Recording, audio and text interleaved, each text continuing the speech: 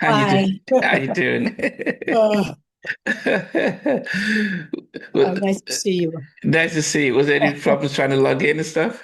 Yeah, no, I was just trying to find the arrow. So, Okay. Okay. Oh man, it is an honor to be able to have you on halftime chat. I'm here in the UK, so it's about 6 in the evening here. oh my goodness. Okay. Yes, yes. They told me I had the Zoom. They didn't tell me anything. I didn't know it was going to be honored to be across the sea here. Yeah, yeah, I'm in England. Yes, I normally do it in the evening. So, but Mhm. this is perfect. Yeah, it's So, great to be able to have you. so Um, what time is it there for you? yeah, 6 p.m. Oh, okay. 6 p.m. And which isn't bad because we are 5 hours ahead of you on the East Yeah. Coast. Yeah. Yes, it's always a struggle when I have to interview someone in Los Angeles, and sometimes I'm up at 2 in the morning trying to make sure that it gets Oh done. boy. Yeah, but this is perfect. Um, we have an international audience, and people tuning in from all around the world. So I always like to find out from my guests where you're sort of born and raised, and so they can sort of get in pictures to your sort of background. Okay. Yes. Yeah, so yeah, we can start. I was just wondering, so Okay. yeah, where were you sort of born and raised? New York City, East Coast. Okay. Now, as I said, for us, I think hip hop sort of gave New York, gave most of us a geography lesson about New York. So Brooklyn, the Bronx, Queens, and things like that. Yeah, I What, guess it was what? kind of spawned. Hip hop was probably spawned on the northeast side of America. Yeah. Yeah. Different areas of New York. Yeah. So, what part of New York did you specifically were you born and raised? Well, just below Harlem, Okay. 108th Street. Harlem technically begins at 110th Street and going uptown. Okay. But I was on the cusp. Okay. 108th. Okay. No, we hear so much about Harlem and its sort of cultural renaissance when it came to Black culture and arts. Absolutely. What was it like? I think was the Cotton Club? No, that was in Chicago. But what No, was Cusp it? Club was New York. It was New York. Okay. Yeah. Very, very popular live entertainment spot in Harlem. Yeah. Okay. I mean, like probably back in the 40s. Okay. Okay. Yes, but I mean, what it went for a long time, like maybe through the 50s and 60s, but it started, I think, back in the 40s. what's it like? What was it like for you growing up in New York, especially at a time when there was rich cultural renaissance of music and art in New York?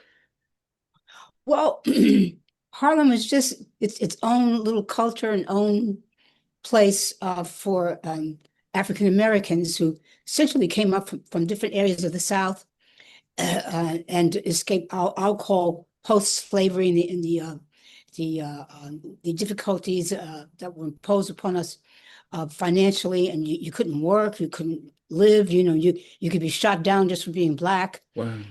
So people immigrated slowly up to the north and to Harlem, where they began to be able to have their own businesses and live in freedom and develop your own lifestyle.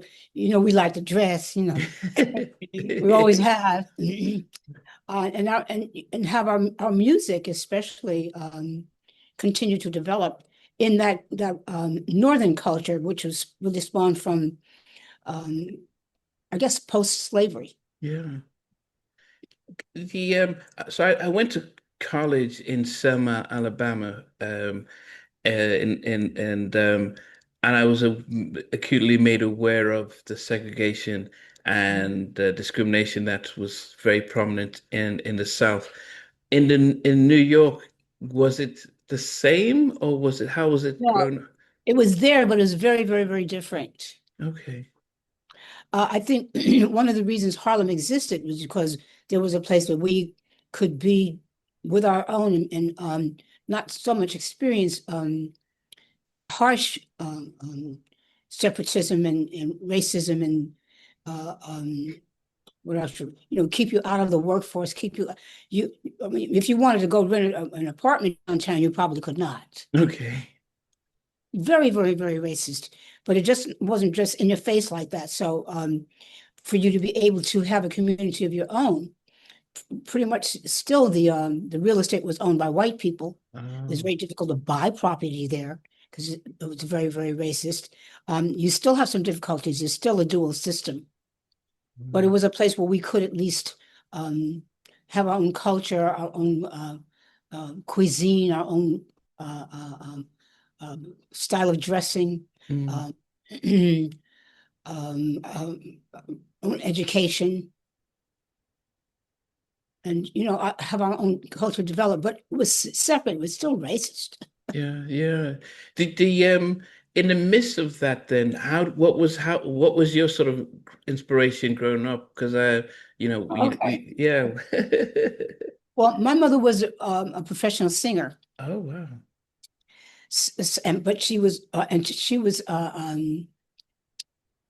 well, she was a single parent. My father and she did not marry, but my father, his name is Teddy Hill, or was Teddy Hill. I mean, when he was alive. Yeah. You know what I mean? Yeah, yes, yeah. But he was a very important musician in the jazz era. And he also managed Mitten's Playhouse, was a very, very important nightclub up there. It's similar to like to the Cotton Club, but a little bit later. Mm, And when jazz just became out, like people like Coltrane and Miles Davis, you wow. know, in he ran the club, I guess, from the 50s and the 60s. So it was during that time when those Nat Adderley, I'm trying to think of some of the other musicians. Uh, there was so many. It was a huge, huge, huge spawning. Ella Fitzgerald, Oh yeah, okay. that era of great, great, great, great jazz musicians were spawned. And my mother was part of that generation. But she didn't marry, but she became a professional singer. And she was from tiny little town down south called Pipe Shop, Alabama. Oh. It made like Selma, Alabama look like a big city. I can imagine.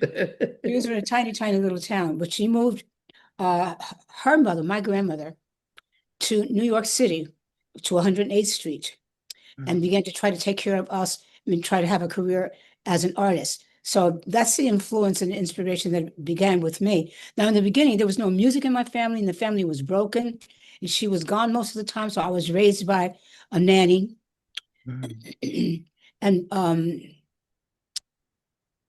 but she was out trying to make a living, and she was making it, of course, as a singer. And then she met a musician that she and he formed a group with. He was from Newark, New Jersey, so they got married. They fell in love and got married. He had a son and a daughter. So my mother moved me and my grandmother, my nanny, from New York City to Newark, New Jersey. okay. And so then I had a stepsister, a stepbrother, and later on two more brothers. And this is very important because your first community is your family. Mm, yeah. So now I had um, aunts, uncles, cousins, a real family. So that was Mm, a huge influence on me. And of course, she married a musician, and he was a piano player. So there was no music in my family before, even though it was in my genes, because my natural father was a famous musician, but I wasn't around him, so I mm, didn't have that upbringing by him. yeah. But my stepfather made us all take piano lessons, and so now, from no music to my mother being a traveling musician, to now music is the center of our lives, and I have a whole family. It was dramatically changed. Plus, I began to study piano. Wow. And of course, everybody in the family sang because well, families did. You had music. Mm. You listened to the radio, you sang, not because you were going to be a singer, but our families were musicians. So we were studying music and singing. And so it became the centerpiece of my life. I really fell in love with music. Mm. And then I found out that there was an art and music high school. You could major in music by the time I got to high school.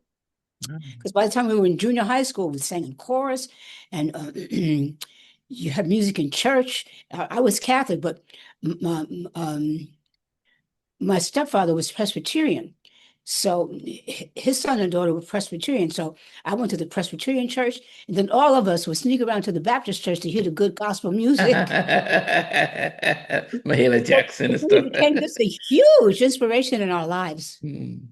Yeah. Okay. Was there a difference in the because as I said in the 80s and 90s a lot of R&B and soul singers came from the Pentecostal church and the Baptist church and you know Right. and that's where they developed their singing talent. But when Right. you were growing up, was that amount of talent still in the Presbyterian? Was it in the Presbyterian or the Catholic Church? No, that's why Okay. we snuck around to the Baptist church Okay. because the Baptist and the Pentecostal music was very inspiring. Yeah. It was lively, and people would be dancing and everything. You have a drum beat, baby. Yeah. Not But in the then, Presbyterian church and not in the Catholic church. So you'd want to go, even if you don't understand it, you want to go and experience the gospel music. yeah, yeah, yeah, Just listen to it, you know. yeah. And were you able to, because you said you went to high school and was able to major in music.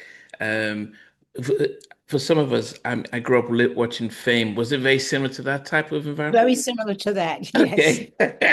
Yes, Okay. because now music was your major. And so Mm, I majored in vocal music. So you studied music, you had concerts, they taught you, performance. You mm, performed operas and you had like what we call talent shows. uh, Everything was gearing you toward both performing music and teaching music, learning how to maybe go on to college and become a teacher or become a musician. So music really became the focal point of everything you did, And we all had little bands and everything that, after school we go find some place to go and play. So music really was the overwhelming, just overpowering influence in our lives.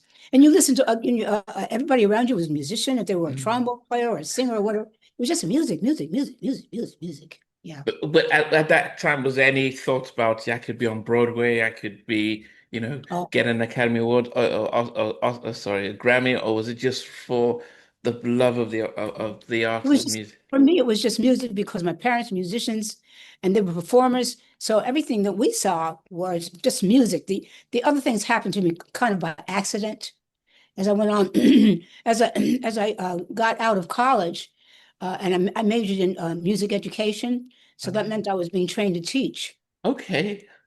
And I didn't really want to do that, but our parents were musicians, and they wanted us to have some kind of security and like a government job, something where they knew we could make a living because with music, every time one job is over, that's the end of it. You have to start all over and find another Okay. job. So they wanted us to try to get something secure. But I saw how much fun they had, and they were always working, so I didn't see that part of it. So I wanted to be a performer. So after I taught school for about 3 or 4 years, I asked my parents if they would help me, take me around to some agents and see if they could help me get into the industry to see if I could perform. And I promised them that if it didn't work out, I'd come back and teach. So they helped me get into the industry, and that's how I went from teaching into the entertainment industry. I mean, my father, my stepfather, took me around to a lot of his agents. I met a lot of different people, and I used to play piano and sing. So that's some of the work that I first did. But one of the people I met was Valerie Simpson. Everybody's making the rounds doing this, going Ashford and agent. Simpson, Valerie Yeah. Simpson. hmm Wow. hmm And she was taking meetings, trying to get their. I don't think she was writing with Nick yet. This was like really early when I first got into to the industry. And I've been in the industry now over 50 years, so that was a very long time ago. Well, that's how I got into the industry as a backup recording artist because I ran into Valerie Simpson. That's what she was doing. She was doing jingles and that kind of thing while she was also writing songs. And that's how she began her career. And then she met Nick, and we all sang together as backup singers. So I knew Nick very well. Oh, but you met her during some audition and became friends, or how did you? Not auditions, no, just meetings that I was trying to get into the industry, Okay, just trying to get her songs published. okay, So we were okay, taking different meetings with different people. okay. So there were lots of places where I'm sure there still are now where you just go see what's going on in different areas of the industry. Just go Yeah. see what's happening. See if you can get a manager, an agent, or something, you know. Yeah, well, I think now because everything's online, people, Yeah, it's a quite a different world when people used to have to go to right, Jack the right, Rapper music conventions. But at that right. time, because your parents were in the industry, were they able to sort of teach you about how the sharks of the industry and how to, all the ins and outs so that you pretty much are educated before you start? Yes, absolutely did. And they thought that that would deter me. Oh, so they used it to scare But you you. were That's absolutely right. But I thought, well, I don't know what I thought, but because I just had such a desire to try it, at least. Mm. And there certainly were shocks, and I've been victimized many, many, many, many times. But I just keep getting up and starting over again like they Oh, did. wow. So even though they could teach you about publishing and contracts, it's still very different when even if you already know about it, is it easy to Oh, forget? absolutely. Well, first of all, when you're talking about the business aspect and the contracts and all that kind of thing, Yeah, that's a business part. It's very different from the artistic part. And most of the times, almost all of the time, artists is not capable of taking care of their business. They need someone who's skilled at that. yeah, You need a team. yeah, And then you have to go out and sell yourself and speak for yourself. That's not a good thing to do. Somebody should represent you. There should be some distance. yeah. I know that in retrospect now. I mean, there have been times I've had to represent myself because things fell apart and there was nobody to do it, so I had to do it for myself. But as soon as I could get somebody to actually be skilled in that part, so I could focus on my On your artistic part, craft, yeah, because it really both of them take up all of your attention. You need to be actively either nurturing it and taking care of it. yeah. Um, and same thing happens with the business aspect of it. As you can see from talking to somebody like me who's been in it for such a long time, it's always changing. So you have to stay on top of it. Yeah, yeah, yeah, yeah, yeah. And Okay. you can't take just two people. You need a team of people because of various aspect of it. And now there's certain other areas of it, like for instance, marketing is very, very different than it was back in the. Well, you were just saying like you don't go anywhere now. You go online now. It's a Yeah, whole that's different true. story. You know? Yeah. Okay. So they could tell you about the dangers and stuff, but they couldn't say, okay, we'll read your contract, we'll check to see if you're getting your right publishing your No, parents. because they're artists, they're not lawyers. You know Okay. what I'm saying? Yeah, yeah, They can tell you the general things. And then if like they never did Broadway, so they couldn't tell me about that, you know. yeah, Certain areas of it that I got into that they never did. Even the type of live entertainment, they never got to that level. yeah, yeah. They mostly played in kind of local types of small clubs. So they could get their parents' fee, so that's easy for them They to so would they tell went. us how that worked, and that's how I started. But then Okay. when I went to something else, I had to get agents and managers. Okay, okay. So when as were you more passionate about the performance or just being on stage and singing because that's what you saw from your mom? Or Yeah, more. was it being a recording artist as well and being on radio? Well, she was a recording artist too. So Oh, the way I saw it to be a vocal performance, recording was going to be part of that. okay.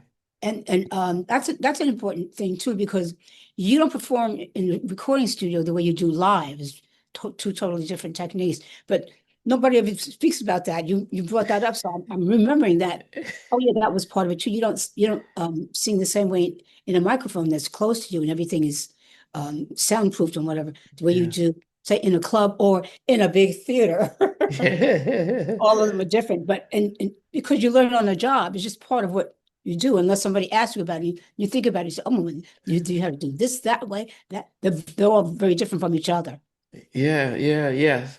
I can imagine being in a recording studio for the first time might be nerve-wracking compared to if you had to sing in front of 1,000 people because you've got your trusted vocals. But when the engineers say, no, we need it again, we don't need the pitch and stuff, it might have been an adjustment, or was it for you?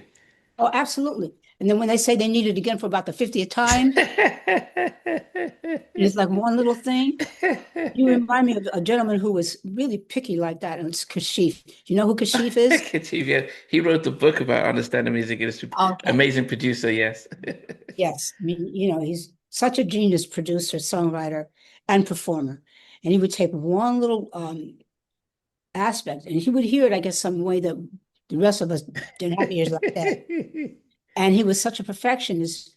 I mean, he had the patience, so if you wanted to do it 5,000 times, you did it until you got, and he was right. It was something, once it Wow. was done and you heard it as part of the whole piece, you could see what he was reaching for, and you could see what you were doing was not right. But I couldn't hear like that unless somebody, well, then, I'm not as, I've written songs and I've produced some things, but he really was skilled at it. So they're much more skilled Yeah. at that. Yeah, it's funny that that I'm beginning to learn about producers where they almost like film directors have a vision and they know what they want to hear and they probably know about a Yeah. riff that could come in and that yeah, okay. Um Now, so with doing the backup singing, was that so a safe sort of okay? You got a standard fee for singing behind the record or on stage, so that was not too much of an issue when it comes to business side. Was this? Well, yeah, it is because there were certain people who were really skilled at that, like Valerie and all the different singers that she worked with, and all the skilled musicians and record producers that she. I'm mentioning her because everybody knows who she is, but all the different people that she worked with in that field were at the top of that part of um, backup singing. She was at the top of it, and so she did a lot of voiceovers and commercials too because she was Mm, skilled at it. And she was a great business person. She knew how to make the deals and who to contact to find out who the people who were the A-list people that you wanted to work with and everything. So it's a combination of great business skill and absolutely genius musician. And I was in the group. oh, wow. Did you learn a lot from her, not just the technical side, but the business side? Absolutely. Yes. Okay. The early on, who were the more sort of eye-watering people that you did your backup singing for? Oh gosh. I always have difficulty remembering some of who they were. Now, I think I did some probably backup on Aretha, Johnny Mathis, an artist by the name of Bobby Hebb. Um, there, I don't know But who yeah, they were. a lot of it. But when you have somebody like Johnny Mathis or Aretha, You can remember them, right? yeah. But do you become starstruck or does? Absolutely. Are you joking? Yes. Although we were never in the studio with them, we did overdubs. You know, Okay. there were a few times we were in the studio with some of the star recording artists, and it was absolutely, yeah, it was amazingly exciting to be in the same room with, somebody who was a big star. Yeah. But most of the time we just was excited anyway because we were on the recordings, but we weren't in the studio with them. Okay. When did you realize that? Okay, mom, dad, I'm not going back to teaching anymore. What was that moment? Oh, probably as soon as I got in, even before I had any success.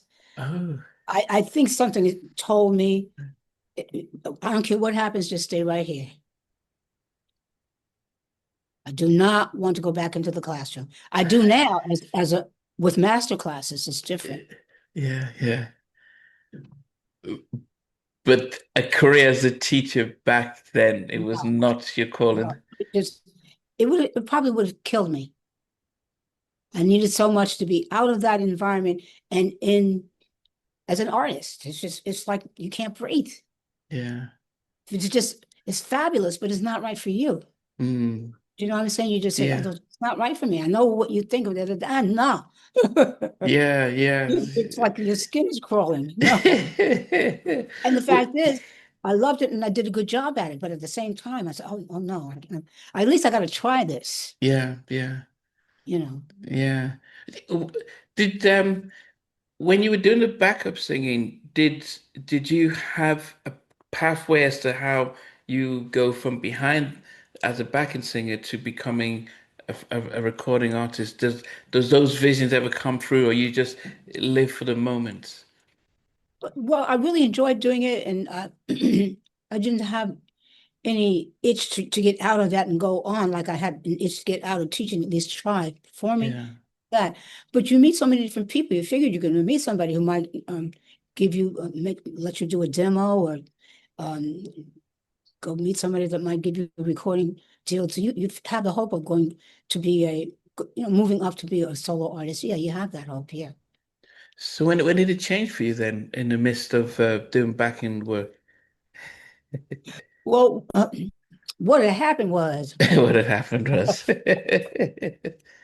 one of the recording sessions was for a gentleman by the name of Galt McDermott, who was a composer for all of the songs in the Broadway musical Hair, and he was doing his own recording of his own version, an album of all the music from Hair, and he was being assisted by Jerry Ragney and Jim Rado, who wrote the lyrics for all of the songs and wrote the book for the musical. And at the end of the recording session, which went on for about 2 weeks or so, they invited us all on the day to come and sing for the director and the producer because they were looking for strong singers, and we're all very, very strong singers. Mm. And they were still casting it. It had already been off Broadway, I think, in the Shakespeare Theater. It was up and everything, but they were moving it from there to Broadway. And so nobody on the recording session had any interest in doing theater. I said, well, I said to the Jerry and Jim and Go, well, I don't have any theater experience. And it's all right. We have our director, his name is Tom O'Horgan. He specializes in experimental theater. And he explained to me that the Broadway musical Hair was a kind of an experiment. And so that they would essentially train you on the job. If they thought you were an interesting personality and a talent, they would take Yeah. you in, you would work with the director. And that's what happened with me. I went and sang for the director and the producer. They brought me in. I became a part of the chorus, what we call the tribe. And eventually I was able to audition for and get the female lead. Wow. But the person I replaced happened to be Diane Keaton. Was she going on to do movies or what was Yeah. Wow. She left the show and they needed someone else. So Could she sing? she could, yeah, she could sing. She's a good singer. She didn't care to sing, but she can sing. Oh, Nobody wow. knows that because she didn't care about singing. Yeah, You're the yeah, first yeah. person, you're the first person that ever asked me that question. She's on Can Broadway Diane in a Keaton sing? musical. Yeah. What's she doing in the musical? Right. No, she can Wow. sing. Yeah. She played the role of she played the female lead. Oh, okay. She left to do Woody Allen's show that was called Play It Again Sam at the time. She started in that cast first, and then she went on with I think he got her into film, and then she went on to be a big film star after that. Okay. So you were saying that none of the of your colleagues and backers cared about going on Broadway. Was it like, nah, man, that's that did it was it looked down at being doing musicals compared to singing? I think most people were like I was. We were so passionate, especially Black people. We're not. There's nothing on Broadway for us. What are we going to be looking there for? You Yeah, know? it's not like now. No. Yeah, yeah. You have things to look at that would inspire you. Look at Audrey McDonald. How many Tony said she got about 16 now? Yeah, okay. I mean, as an example, that's a small Yeah, example. yeah. Look at Wicked. I mean, this is ridiculous. What we have now is examples, but then there was nothing. Okay. Yeah. Well, no, we wouldn't even think about that. And we wouldn't think about acting. Ah, okay. We would think about music. Yeah, because that was tangible and we had But yeah, not only was it tangible, we, wherever we were, if we was in the cotton fields, if we was in, yeah. it was music Yeah, at home at nights, everyone's singing. Everyone is singing and entertaining. Oh, always, always. So, and yeah. recordings and that ability grew out of that. And of course, blues, great, great, great blues singers. Mm. So I want to learn how to sing the blues or something. You know what I'm saying? Yeah. Well, what made it different for you though, that you thought about the opportunity? I didn't. I wanted to see if I could get into singing, recording. But while I was in the studio, one of the recording sessions was for the gentleman who's doing an album for the Broadway musical Hair, and they were still casting. Yeah, So no, I they was gave wondering why you decided to take the opportunity instead of saying, yeah, if you I rather wait for a record deal instead of what made all you because they said they were going to put me on Broadway. I didn't even have to audition. but They were you saying, I okay. said I don't have no acting background. I don't know anything about that. They said, well, we'll train you. Oh, but We'll and you hire still you to yeah, be on Broadway and we'll train you. You don't even have to audition. As far as they were concerned, the recording session was like the my audition. audition. It could have been Okay. for the rest of the people too, but they weren't interested. Okay. So Okay. don't give me credit for thinking of nothing like that. I didn't. Okay. No, no, no. Okay.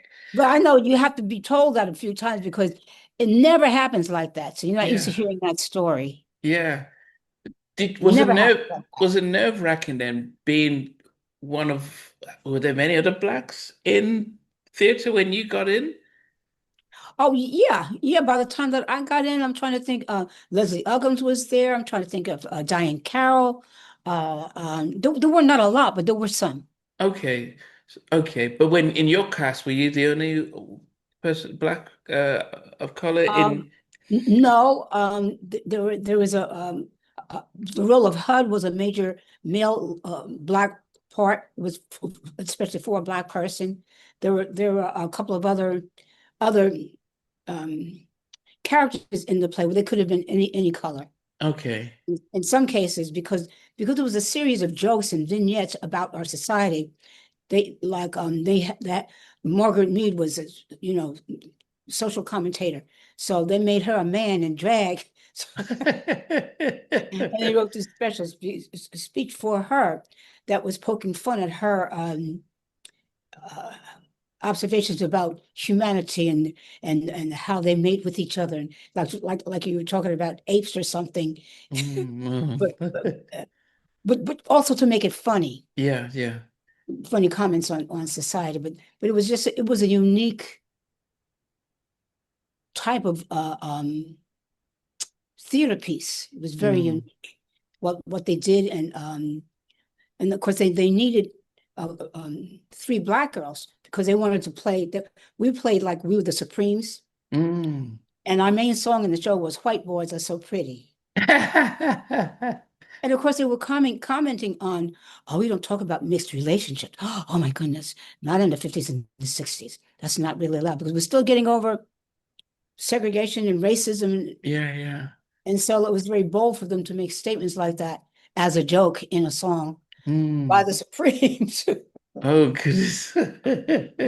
It's like you seeing Diana Ross and the Supremes singing "White Boys Are So Pretty." I mean, Oh, goodness. Do right? you, were you nervous then when you started and, especially with people who might have been more experienced performers than you? Were you nervous or were you made to feel comfortable? Well, in hair, I was very, very comfortable. But after being in the show for a year and a half, one of my fellow actors reminded me it wasn't going to run forever, and I better figure out what I was going to do next. Oh. And I said, well, I don't know anybody in theater, Yeah. and I don't know how to audition. I didn't audition to get in here. Ah, But there were other people in the show that were actors and were going around to auditions. And so this person told me about um, auditions and gave me some information where I could just start going around and making the rounds and see if there was anything in theater that I should do since I was already on theater, in theater. yeah, yeah. And so inadvertently, I got the part. I was trying to learn how to audition, but the part was for Pearly, the musical, which is the show that I got a Tony Award for. So I was Yeah. trying to learn how to audition, but I got the part. I still didn't have an agent yet. Wow. So, So then who's negotiating your fees and well, stuff? eventually I got an agent and I got a Okay. man. Okay. Event. So back then it's common if you were in this show to start looking for another show just in case this one finishes and you're not out of work. Well, Was that you know it's not going to last forever. So I mean, whenever you're in a show, I'm sure you go and audition for other shows. You see what else is going on because that was a very long running show, but there's no guarantee of that. Most shows Mm, never run that long. I mm, mean, maybe if they run a year, that's a very long time. yeah. Maybe if they run 3 or 4 months, that's about par. for as long as a successful show runs, maybe about 3 or 4 months. But you got at least a year out of your Yeah. okay. And so when you got into Pearl and did how did the cast welcome you? Because they must have realized that you were still new, even though you've been on a show for a year, but you didn't you were different than how they came through. Well, I was very intimidated because I realized once I got the role and I could do the role, you had to sustain it because she was a Southern girl, which I learned from my nanny raising me. Oh. But sometimes I forget and drop the accent. But it was very intimidating to sustain and to actually realize, no, you have to be this other person this whole time. Hmm. And so my fellow actors, Novella Nelson and Helen Martin, Sherman Hemsley, Sherman Hemsley. The yeah, Jeffersons, Sherman Hemsley? yeah, that's the show that got him that role. Wow. Yeah, everybody went on from Pearlie to have great careers. Okay. Everybody. Okay, but yeah. But when you were in it's the it, it, is this where you really felt, okay, I need to become an actress and stay in character? That Right. That's okay. where I learned to do that. Wow. It Did started you to, did your parents come? How did they feel when they saw? Did they come to see you on? oh,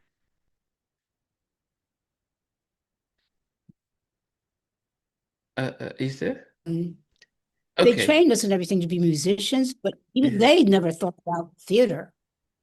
I'm sure if they did, they would have trained us at that. They wanted everything for us, but we were all shocked. Yes, they were shocked. They were so proud. Wow. How did you feel like you would when could you ever tell when you're acting on a show that you could win a Tony Award, which is probably one of the hardest Mm. um awards to win. I think Grammys um different and Oscars, and sometimes Oscars are given because yeah you've done five good movies, let's give you this. But I thought Tony's it's there's because the shows are can run so short, there's lots of competition. Also we're still dealing with racism and stuff. It must have been, could you tell that you were good enough at the time that you were a front runner to win? Absolutely not. I wouldn't even think about it. I I wouldn't think about it. And then so when it happened, I didn't have anything to say. I was absolutely in shock and stunned. I didn't know what the categories were. I was trying to get out of the theater because I thought they had already called me and I didn't get it. And then well, I don't know, it was a stage manager, somebody just said, no, Miss Moore, you can't leave yet. And I heard the audience saying this, Melba Moore. And then I realized Jack Jones was the one who announced the category and the winner. He said somebody else's first name and my last name. So I was just, I was so distressed. Just felt like I was on another planet and couldn't breathe. Wow, goodness. And Wow. I really didn't enjoy the experience. It was too exciting. Of course, I look back on it and I say, oh my God, wasn't that fabulous? But during the Uh, time, it was just so nerve-wracking and strange, and it was very uncomfortable. wow. Was the because there's no one preps you, but could you not get into character and Mhm. take on a persona when you do go up to give us your speech? Oh, I know to do that now, but not then. I know to do that now. Prepare something and think about it and realize you're going to get scared. Yeah. So, I mean, most of us who watch the award shows, we see all the winners come with their what The written little something note, there. Yeah, yeah, yeah. they got sense enough to write something down. They know they're gonna. Well, first Oh, of all, they may not be scared. I see some of them seem like they're really quite at ease, but they want to make sure that they respect everybody that has something to do with them yeah, winning. yeah, yeah, yeah. That's important too. Yeah, I Oh, didn't so think none of that. you didn't even think you could win. So that means you win. You No, did. no. Mm-mm. I never Wow. watched the Tony Awards on TV. I didn't know anything about it. Wow. Oh my goodness. How does that change your life then when you win at that early in your career? Now, that's a great question. It's like you went to another planet because once the Tony Award happened, I was invited to do everybody's television show. That made you mass. It Oh would be yeah. like our internet. Yeah, yeah, we're going to get a viral video, something like And the that. day before that, nobody knew who the heck Melba Moore was. Oh wow. So you went viral overnight. All of a sudden, yeah, I went viral. That's the way to say it. Yeah, How do you prepare for that? you can't. You just realize that all the little jingles and stuff I had prepared to do, you can't do that because they don't pay you. It's whatever your life was before, it's totally, totally different. And now you're a star. You weren't before, Wow. you know. And people So recognize you, and you become another person, really. so luckily you had representatives who could handle all the calls and the business arrangements and stuff. How do how do friends and family, how do you manage navigate that? Because now everyone knows who you are now. Um, yeah, well, all of that was very, very different. My family kind of looked at me a little bit strange. I could see it. They didn't mean to, but they could see, oh my God, she's different than we thought she was. And Melba Moore was not my name. So like I remember my dad called me Melba Moore instead of calling me Melba. No, Okay. like Melba Moore. I guess I was trying to get used to it, you know. Wow. And then you start meeting other famous people. Do they come to want to meet you as well? Oh, well, what different events that you're invited to that you weren't invited to before? Yes, of course. Yeah. It seems like such you've been upgraded to first class and now you can sit with is that how No, you've been upgraded to first class from the baggage department. Yeah. Wow. It's very so very, very, very, very extremely different. Yeah, totally different. And you know, I think it's different now because we've got so many TV channels. Somebody can win an award today and it's old news because something else has happened. But But also because each one of them can have millions of followers. yes, yes, yes. And still millions may not know who you are. Yes, but when you won it, you probably just had two or three TV channels, newspapers. So if you were a star, everyone will get to know. No, How do you? you want all the channels and all the newspapers all at once forever. My goodness, how do you? How do you stay? Were you able to stay grounded, or did it take have its toll on you? Um, I'm not sure I could say that.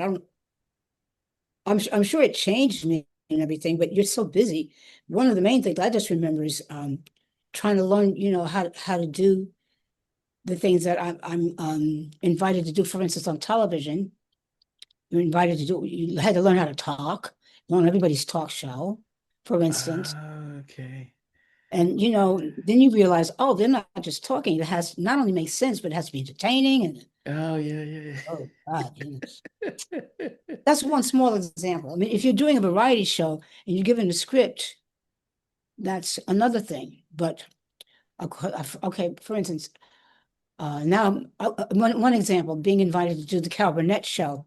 Oh, Calvinet, yeah. Well, they write these sketches for you. Yeah, yeah, Oh, that's fabulous because everything is created for you. yeah. You are rehearsed and trained and everything. So actually, to me, that's sort of like training on the job too. Mm, I mean, there are those who come and do things like that who are very well trained. yeah. Then there may be some like me, who well, I took dance lessons and all that, but I can't dance, you know what I'm saying?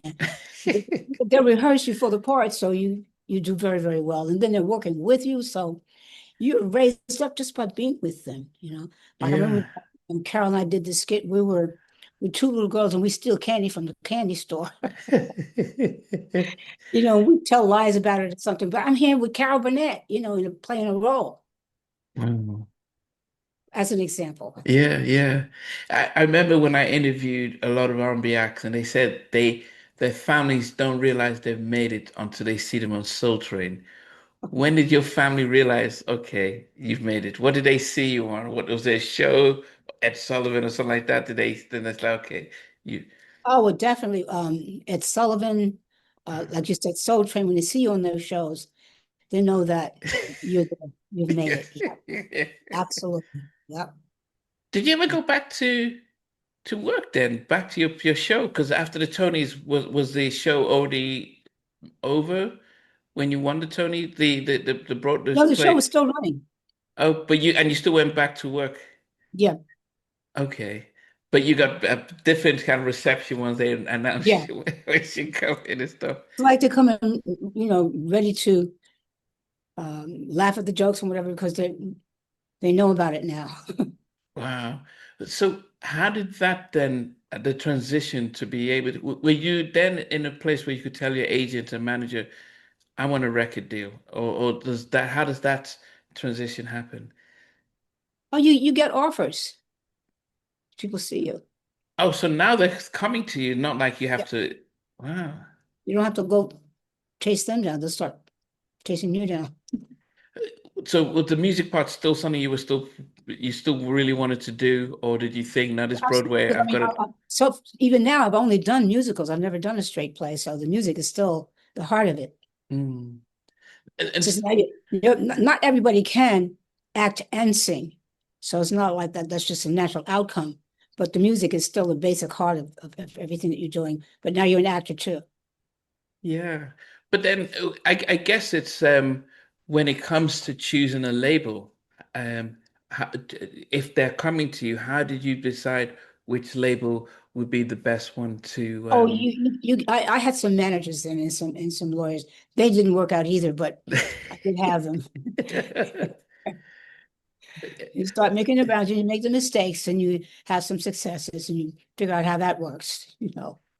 Yeah, but when you recorded your first album, that came out in 1970, was it Mercury or was it Epic or who did you sign? It was a Mercury. It was the first Okay. one. Okay. Did you pick them over others, or were they the only one? How did you decide on Mercury? You know what? I don't remember that now. I don't know. I don't remember. I mean, I probably knew, but I don't remember. Okay. I don't remember having to choose, so I don't know. Maybe I just took the first one that came along, but I don't remember Okay. the process. Did you have an idea of what you wanted the record to sound like, and or did they just say, "We'll bring producers and you just sing songs"? Well, I knew I wanted to do some songs from Hair because they were very popular as well as like I'm trying to think. Let the Sunshine in, Billy McCool, Marilyn Davis, The Fifth Dimension, for instance, has some hit songs from Hair. Some other artists had hit songs from Hair. So I knew that I wanted to do some songs from Hair because I've been in Hair, because that's something that identifies you Mm. as an artist, and you put it on a record, then it helps to identify you as a recording artist. Then, of course, the record company helps you pick producers and songwriters and songs. They help you do that. Okay. And then so having yes, I could see that I got love from Pearly Right. um on the but but then when it comes to, producers and things, how did you feel that the album was the first time recording it and bringing it out? How did you feel? I thought it was fabulous, but I didn't know. I look back now and I said, why did I do that song? But I mean, I thought they were great, Okay. but I don't think I was right. I don't think they were great. I don't think that, like, if I listen to them now, I don't think they were great. I think I did very good making the transition from school teacher to a professional singer, and not really having developed my singing style yet. Yeah. Wasn't developed yet. I mean, I know that now. I thought it Yeah. was developed, and I thought that's how I was supposed to sing. But now I realize my voice has even grown so much. It's Mm. We know boys' voices change a lot. Yeah.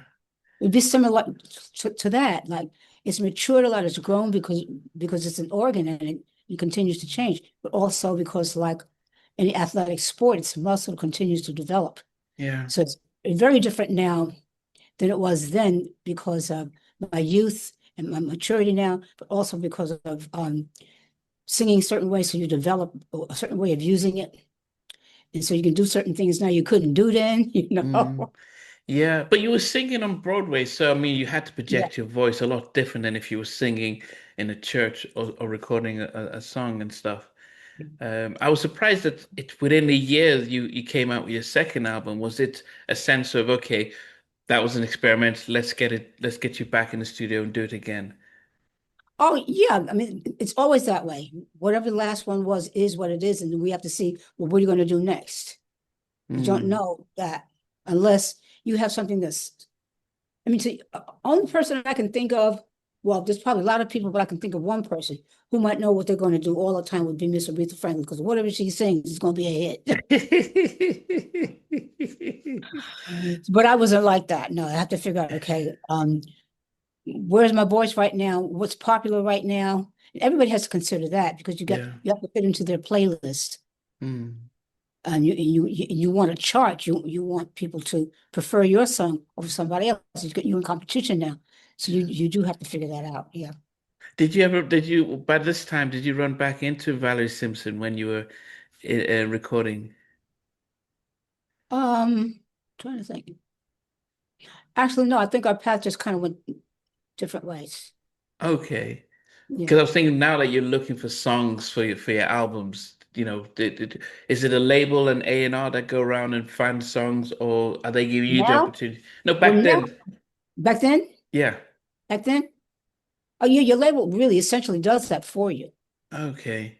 If you have a good manager, they help you do that too, and they collaborate with the label so that both of you all are happy with what you come up with because you have to be involved in it.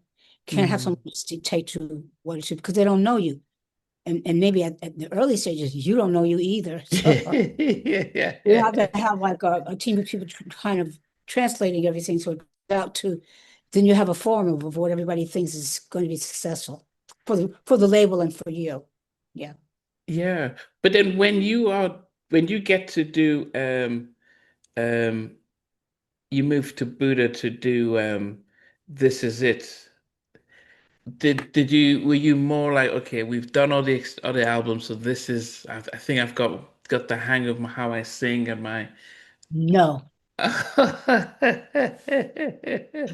I tell you, I think I know how I sing now, but then I feel like now that I'm mature, what I would probably do is settle into what's always worked for me when things change and you don't know when to change or how to change with it.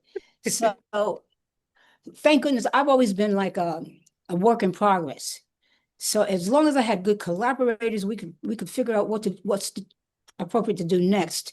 And by the time I went to did you say it was Buddha? Buddha, That, yes. that I had met my then husband, who became my manager, and he his was gifted at business, and he had been a musician. Mm. So he went and got the record companies for me. He and the record companies went and found the producers and songwriters, and they got Van McCoy for me. Mm. And Wow. Van McCoy really ushered in almost single-handedly the disco era with the hustle. Oh, oh yeah, okay, okay. There's a Well, you host. still Okay. remember it, Yeah, right? yeah. Right. That was like the first disco song, Oh, okay. but he also performed it. Ah. So my record company and my manager, who was my husband, went and got Van McCoy for me for my album, my This Is It album. He wrote This Is It for me, and it was really a hit. Mm. And it was in the dance genre. Then we realized you need to have a dance song. I mean, every disco was so strong. Mm. Everybody wanted to be a part of disco. Mm. And it was so diverse the way that was, I guess it was done in clubs and places. It wasn't just a few record companies and a few radio stations. It just broke out, like it went viral. Yeah, yeah, yeah, yeah. Even as a kid, I remember the disco. Everyone loved disco, whether it's Boney M Loved disco, or and it was Donna very diverse. Summers. Yeah, yeah. Donna Summer was the queen of disco. But did you know that she did hair in Germany? Did you know that? No, no, I had no idea she was a bride. I just thought she was a disco singer. Yeah. No, she was a genius. Wow, goodness, oh goodness.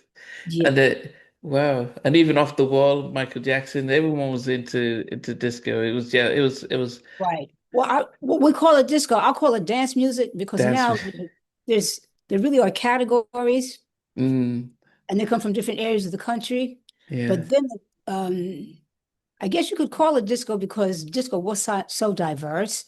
But yeah, I think it was, when you think about Van McCoy, I know there are different times too. And you think of Michael Jackson, see how different the music is. yeah, I think nowadays they would even probably have a categorical name for the way that they did the music. Like we have house, we have Southern soul, we have yeah, yeah, Northern yeah. soul, and they're distinct styles of grooves.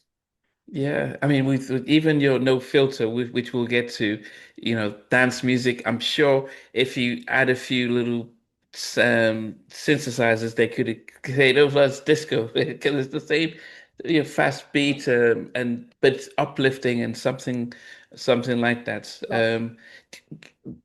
Getting nominated for Grammys, how different was that compared to your Tony nomination and win? Because were you then a little bit a lot more, okay, I'm that, ready that, now. that that was different because you kind of knew how it worked. You look at it, you go to some of the Grammy parties and stuff, and you become a part of it. And well, it's when I say that, I really mean because it's music. And so Yeah. even if you're not a part of the Grammys, you've watched people, you become acclimated to the world of Grammys. Oh, compared to the Tonys, which you said you Yeah. hadn't. Okay, okay. I don't think Yeah. I'll be honest, I don't think I'd heard about the Tonys because I didn't watch theater or go to theater. So Yeah. of course I would not And have been on. most Afrocentric people, wherever you were in the world, we didn't have anything to do with theater. And it's Yeah, very different than that in England now. There's lots of yeah. black. Yeah. Yeah, I mean we've got the Olivia Award, but we've got a lot more black shows. I think what was the one that says I'm telling you, the Dream Girls. You had Yeah, Jennifer Holiday. yes, yeah, Jennifer. Because So you now we had have also Jennifer Hudson. Jennifer Hudson. Yeah, It was yeah, ridiculous. yeah, yeah. So I yeah, mean, we have some incredible singers and artists. Let me just yeah. say that. God have mercy. How did you then balance then between okay, you've moved. Did you move from musicals and just focus on your recording career, or did you think I need to keep my feet in both I throughout the would have tried 70s? I would have tried to keep my feet in both, but my manager and husband was very R&B black music and from the South. And he didn't know or care anything about theater. Okay. So we moved to recordings. And I wasn't opposed to that because prior to that, it was because of the racism, it was very difficult for a black Broadway artist or any artist to have a successful recording career because of the racism. They were so separate. It Mm, didn't have any media outlet that allowed the two of them to come together. You had to deal with them separately. mm, And so since my theater career really had happened kind of accidentally, yeah. I didn't really have anyone to continue spearheading it in that direction. So I would have an idea of where to go and how to get my next theatrical process. Mm, So, but I had somebody who knew exactly what to do recording wise. So my career just went that way okay. beautifully, no complaint. But if I had a choice, I would have stayed in both. Okay. Yes, yes, being able to go back and forth. What about into films as well? Did Well, I didn't know anything about film, so I didn't pursue it. I mean, and there in films, you're talking about being an actor.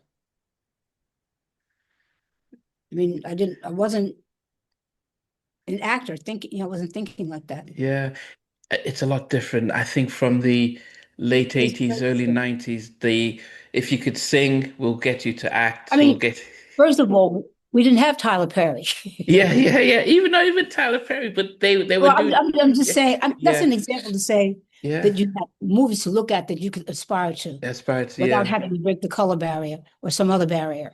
Yeah. So you say, you know, if you're coming up and you're young, you think, oh, gee, I might like to try to that. You look at what's there and you say, oh, yeah, I'd like to do that. It's Yeah. not there. You're not going to think of it. Yeah.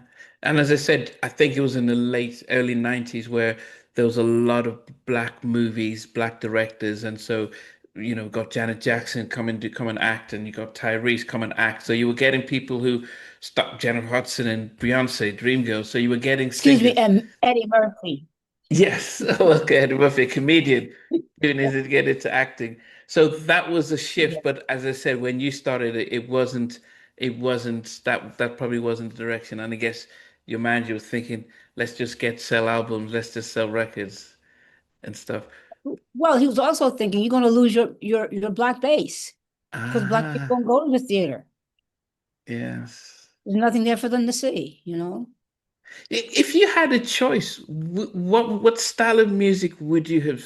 It's the Whitney Houston debate where she's selling 10 million singing I Want to Know, or she's losing her black bass and so she has to do R&B. I mean, if you had a choice, would you have just stayed? If it was up to you, would you be doing a lot more R&B, or would you have done the stuff that was a lot Well, more popular? I love R&B. Okay. Okay. Okay. I just love R&B, and B, and there's so much diversity. Um, my natural style would have been pop though. Yeah, but like the disco, that was pop music. It was universal because people were buying the music and the voice was over the music. So it wasn't like a black thing. It was universal music. Well, but it is a black thing. Yes, it is. Okay. I just thought Yeah, everyone danced to disco. It didn't they matter did, what. but Ben McCoy created it, Okay. and then his Yeah. music didn't sound like Gut Bucket Blues. Yeah, but But it sounded disco sounded like everyone could access it, just like having a pop. Yeah, you could, you could. I yeah. guess I'm saying, regardless of what the sound style's like, there's still a DNA. There's a culture. There's a spirit in the music, Mm, and sometimes, well, and I think black creators have gotten more adept at making music that accommodates everybody too. yeah, We've grown in having things that are not so eclectic that they only appeal to us, yeah, yeah. but it's still black. It's still like, well, yeah, that's good to know. I need to research Well, that. I'm saying that. Okay. I Yeah, want to claim it. You yeah, know. no, definitely, we need to. What made you go back to theater in the 2000s? What was the reason you decided let me go back in? I know you went on to Les Mis and others, but Oh, Les Mis. Oh, yes. Because my whole career had fallen apart because my marriage to my husband had fallen apart. And Uh, so I was trying to figure out how to start over.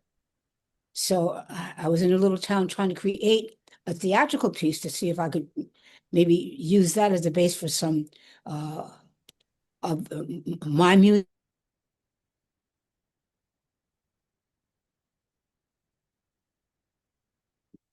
While I put it up and maybe bring some real professional playwrights to develop it. So I was trying to do that. But a gentleman who lived in this little town, Hollywood, Florida, was also the casting director for Les Mis. And I had it up for just feedback. And he came back and um, said, "Well, I don't really care about your little play, but." oh, goodness. He said, "But I didn't know that you could sing classical music because I included one classical song in the piece that I had done. I think I was doing a scene where I was at my senior recital, and when you are a music major, you sing classical music for Mm. your recital. You don't do jazz or something else. You do classical music. You're trained in opera, classical." He said, "I didn't know you could sing classical." And he said, "I would love to see if I could get you into Les Mis." Because he was the casting director for Les Mis. Here comes Wow. another one of the accidents, okay? Wow, that's divine mercy. Right. Divine favor, yeah. Okay. So that's what happened. He said he gave me his information and he said, just give me some time and I'll get back with you to see if I can find a place for you. But he found one of the basically the female lead um, in Les Mis. Not Cosette's, I I don't mean, know. that's why I went back to theater because that happened for me. Wow. Oh my goodness. Because I couldn't have gotten I didn't have an agent or match. I didn't have a career at the time. Wow. So yes, that's divine intervention once again. Wow. How did you embrace going back the second time? I thought the heavens had parted and Jesus had come down himself. Well, I really did because I'm a born again Christian and I realized that the story is about Jean Valjean Mm, who gets saved. That's what it's about. yeah. And that's what the whole war is about. And then I realized it had to be that because it's about the French Revolution. Ain't no black people in it. Yeah. I think theater doesn't, at that time, it didn't seem to discriminate the fact that, okay, this is based in France. We need all white cast. People No, didn't, it did. So how he was able to break that, I don't know because I became the first black person to play that role. wow. So he broke the color barrier. I mean, we're Which seeing a made, lot of it now in TVs and yes, films, but yeah. especially as a successful play like Les Mis, to be able to do that. Any critics? Did you feel any critics attack you for be No, taking? I get incredible reviews. Oh. And I sang some of my little long notes and everything, but in that classical style. Wow. Wow. Was that what you needed to just almost say, okay, this is, I need to, this is another chance just to reestablish myself. Absolutely, it was that. And it showed me too. I don't know how to do it, but I have a place in theater. I have to still find it. I have to get back to theater. There's a place for me there. I just don't quite know how to do it. It's almost as if every time you've gone back, it's gone into theater, it's the doors that open, not that you've looked for it. Right. I would have if I knew to. And now I'm consciously trying to do that, trying to figure out. I'm got some pieces that I'm putting up to go on tour to Yeah. develop so that I can bring a professional team together to take it on the right tours and develop it so that you can go to off Broadway or Broadway. I'm trying to do that now. Now, let's talk about No Filter. How did the idea come up to work with Terry Hunter? And I know Terry from doing stuff with Shantae Savage and stuff and other dance tracks. But how did that collaboration come about? Well, with my manager, Ron Richardson, um, I don't remember how he met George Pettis and Angela Pettis. George is the one who wrote the music, and his wife Angela wrote the lyrics. But they wrote this song especially for me. And Terry Hunter, I just got him as part of the package. Okay, okay, He's part of their ensemble, not ensemble, but different people that they work with. So okay, I inherited him. okay, He was just okay, another piece of good luck, okay? okay, okay, okay. Yeah, so they just came to you and say, "Look, we've got this song," or were you looking to do an album, or what was the? No, we George and I have done some other things together, and I've spent time out there at his home in his studio with his wife. He did another song called for me called "I'm Just Doing Me." We've done other things before Mhm. together. We've wanted to work together, so and we've been working together. So this is another outcome of that. But Okay. I would say too that I have a really good manager and partner, Ron Richardson, and the project that we do keep me up and out there so that new and younger producers and songwriters see what I'm doing, and they bring their talents to me so they continue to keep me relevant, Not Yeah, relevant. and doing something that fits now, But Yeah, I but, but mean I mean, it. but I think still something that is honest for what I am. I'm not trying to be something with someone else. They still allow me to be myself. Yeah, I mean I really do like the record, and I said it's a very, it gives you this very happy, uplifting vibe, And I wondered if you, when you first recorded it, was it in the finished product that it is now, or was it a different track, slower and stuff, or was it It always? wasn't slower. It wasn't slower. It was still had that happy vibe. They've added different instruments and different vocals and stuff. They just kind of put some fancy little things around it. But the soul of it was still essentially upbeat, happy, joyful, Yeah, uh, like you don't need to impress nobody, self-confident, yeah. I do. and love yourself. When you love yourself, then you have something to give somebody else, that kind of love. Yeah, yeah. It's it's not a romantic love song, but it's a love song. Yeah, it's very inspiring. Would there be any videos for it? Any vi I'm hoping so. Everybody's making their own videos. Everybody has a video on it, but me. Yeah. I think what happens because it's we're making videos are relatively cheap now compared to back in the day when you need Hype Williams and $1 million. But the fact what videos do is that especially with the young TikTok generation, is they use visuals to really connect to it, and then they make their own version out Yeah, there. Um, you could open up a challenge like Pharrell did with Happy, got everyone just to dance to it, and then do a collation of all those people dancing to make yeah. a video for it, and that would be good. But at least you're dancing with it as well. Yeah, so that would be great to see. Um, I saw your video with you with some elementary kids or high school, middle grade school kids, sort of they were dancing as you were singing. What was Oh, they look so young, but those were college kids. I was doing a master class. college? I Then thought they they were look, I thought they were high school kids too. They all look so young. okay. It was Adelphi University in Long Island. Okay. I did a master class a couple of weeks ago.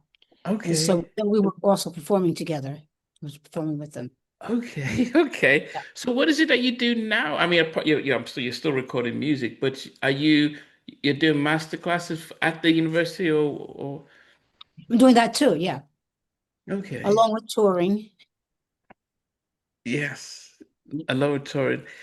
Um, and we cannot forget and without talking about recently getting a star on the Hollywood Walk of Fame. Oh, yes. Now I'm really a star, right? Mama made it. Oh, gosh. Mm-mm-mm-mm. How did that all come about, and how did you get told that you're going to be receiving? But once again, I was so busy keeping up with day-to-day things and my artistic endeavors and whatever. But my partner, Ron Richardson, my manager, um, takes care of the business aspect of things and what's going on in the world and how things are changing and moving and how he can stay a part of it. And he thought I should have a star, so he investigated the process, and he discovered that it takes quite a long time. You got to jump through quite a few hoops, but at the end of it, you still have to pay a huge amount of money.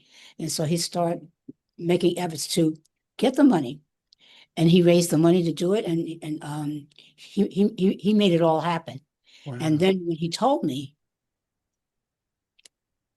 I was, well, first of all, oh my God, I'm gonna have to write a speech. It's not going to be the I Tonys can't, over again. I can't do this off the top of my head. This is ridiculous.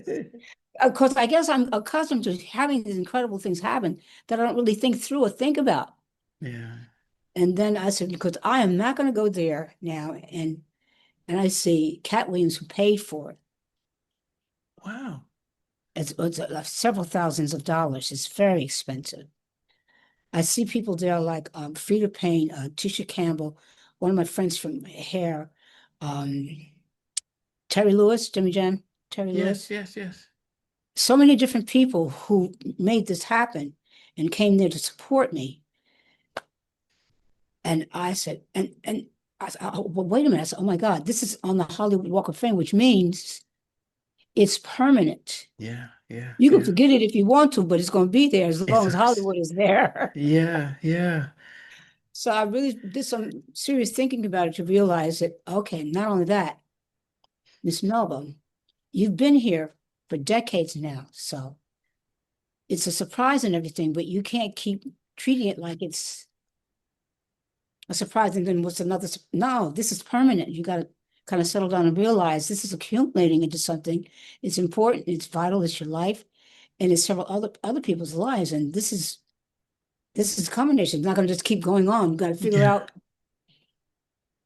how you're going to make this add up to your life. Yeah. Wow.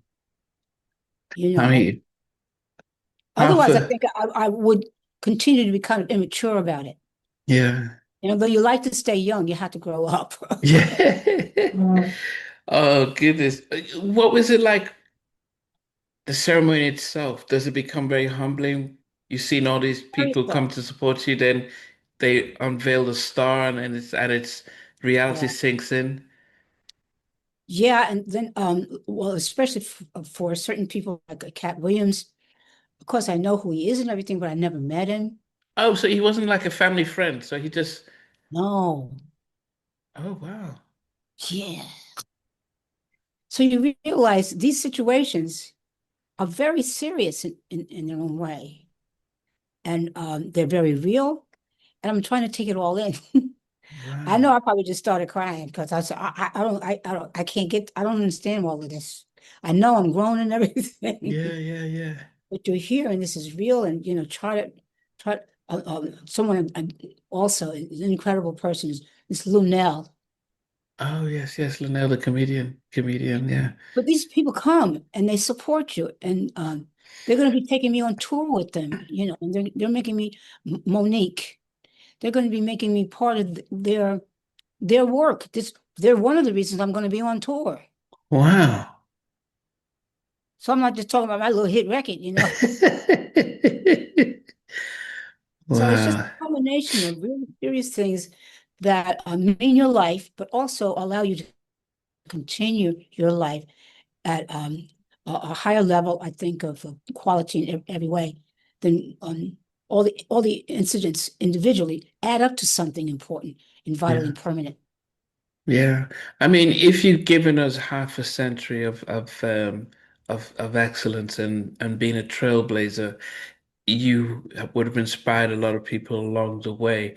And this is just an opportunity for you to receive from what you had been sowing and giving out for the last 50 plus years as an entertainer and as a flag bearer.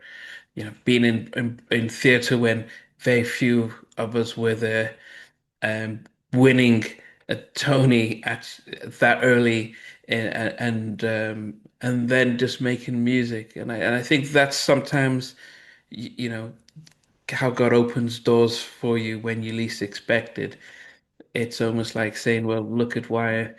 You've sown and you've been faithful while you're in there, so it's my turn to make sure that you are rewarded for that. So You have to take that seriously and try to do that. yeah. What I mean, we told this. I think about your Tony win, and I think about your Hollywood Walk of Fame. Is there one of them when you think back at those two moments that I won't say cherish more than the other, but there's one that probably means not well, means more, but has hit you more. You want to try to compare them, but you really can't, I don't think. I mean, But I mean, especially the way that it happened this way, one actually kind of culminated out of the other. And it seems like only God could have ordered it appropriately so that the Tony Award came first, yeah, so that it could culminate into something that's permanently a part of the sidewalk. yeah, Not that the Tony Award isn't, but you have to begin somewhere and you have to have a middle.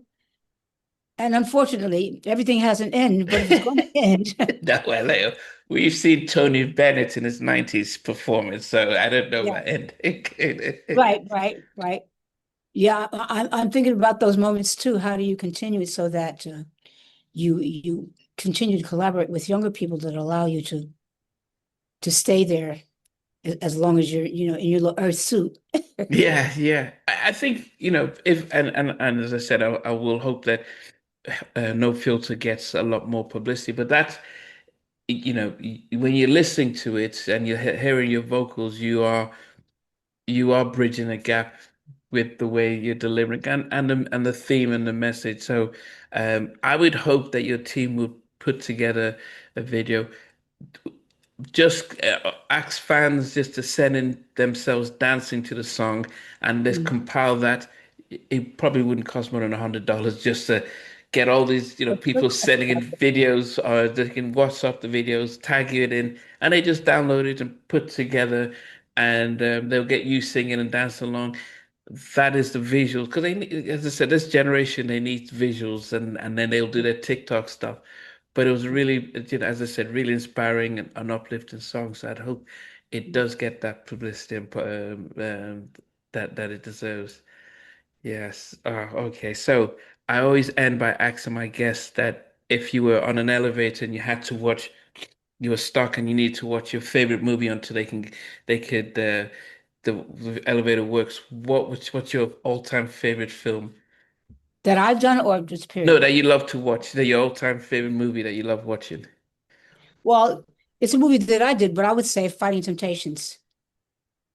Okay, is that the Tyler Perry one? No, I don't. No, it's not Tyler Perry. Fighting Temptations. Oh, I think I've seen it. Oh, who was in You it? got to go watch it. Yeah, Fighting Temptations. Okay, I think I've seen it, but I can't. Okay, It's Fighting. starring Beyonce and Cuba Gooding Jr. Oh, yes, yes. Okay, yes, okay, yes. I knew. Okay, so that's your all-time favorite movie? Well, I don't watch a lot of movies, so hey, Okay, okay. And then final I'm not like question. a movie person so much anymore. I used to be, but I got too much to do to sit around and watch movies. What's your movie? Okay. And my final question is, what is your all-time favorite song by any artist, any singer that you're like, okay, Oh, if I had to pick one song, oh I know God, you would have many songs, but if you just had that go-to song, that's really hard. yeah, nah, it's That's, yeah. I've had 200 guests, and everyone has had to give an answer. Like they'll say, "Well, I like this," uh, but if I had to pick, I can narrow it down to this one song. the problem is that I'm not accustomed to just listening to other people's music or going back and reminiscing. So it's difficult to try to now go back and pull that out in the front of Yeah. my mind. So the only thing come to my mind because I'm always thinking about it is my music. Okay, okay. And one of my favorite artists over all time is Miss Aretha Franklin. And she sang a song called Lean on Me, which I now sing. And the reason it's my favorite is because whenever I sing it for anybody, if they know it, if they don't know it, they adore it. So that's my favorite song. It's also written by Van McCoy. Oh, that's not the Bill Withers, Lean on Me. Is that different? No, it's Okay, different. Yeah. okay. So that's okay. I will listen to that because I didn't. If anyone says Lean on Me, I'll think about the Bill No, Withers it's one. not his. It's Van McCoy. Van McCoy. Okay. Well, um, I am very honored that you took time out this evening. Well, this evening for me, but afternoon for you, to go through, to talk through your journey, and your career as well. Um, there's part of when I'm listening to your story that reminds me of watching one of my films that I really enjoy was Angela Bassett starred in What's Love Got to Do with It, the Oh, Tina that was a Turner great. stuff. I And forgot just about Miss Peter Turner. She's one of my favorite artists. I forgot about her. yeah, but to think I about, wouldn't okay. mind having those legs, okay? Yeah. But you No, didn't but ask me that. All right. yeah, no, no, no. But I think when you were talking about, your highs and then your sort of lows and then up Yeah. again, and I was like, oh, that's just like what's love to do. And she finally left Ike, and it was like, you know what, I'm gonna just take my name and just go. And then, Les Mis comes, and then all of a sudden, it's, that's the kind of sense where, what, we fall down, but we get up. And I think that's part of an amazing part of what I love to do on this show is to highlight how people in the spotlight deal with adversity and still stand up and still stand and still shine. And so that's the inspiration I've really taken from your journey and your career. It's just been one of resilience. So hence the Walk of Fame Yeah. is part of congratulations for your amazing journey. Thank Yes. you so much. Okay. Well, we would be looking for, It's would been you a be joy a for me to thank thank you. you. We'll be looking forward to your tour with I guess you're going with comedians, so Linnea and Monique touring and you're going to be singing. Yes, Okay, yes. so dates have not been In the announced. future, not yet. Okay, okay. To be announced. To Yes, be announced. Okay, coming. we'll be looking like that. But everyone, No Filter is out on all streaming platforms and YouTube and stuff. So go listen and go support and download as well. But Miss Melba Moore, we appreciate you coming on Halftime Chat. Thank you so much. You're welcome. Thanks very much. Take Thank care. Bye. you. Hey guys, thanks for watching. Thanks for being a part of Halftime Chat. Please remember to subscribe, share, and comment. But most importantly, why don't you become a member of Halftime Chat? We've got amazing videos, amazing perks, and being able to support the channel. But anyway, thanks for watching. Take care. I never participated in that category. And somewhere in between. Us for even loving us, on which I didn't miss you with. What was it like growing up? She's still making an impact on 4 houses down. I have a couple of pieces. I didn't get this one and that one. That works for you, but just for me,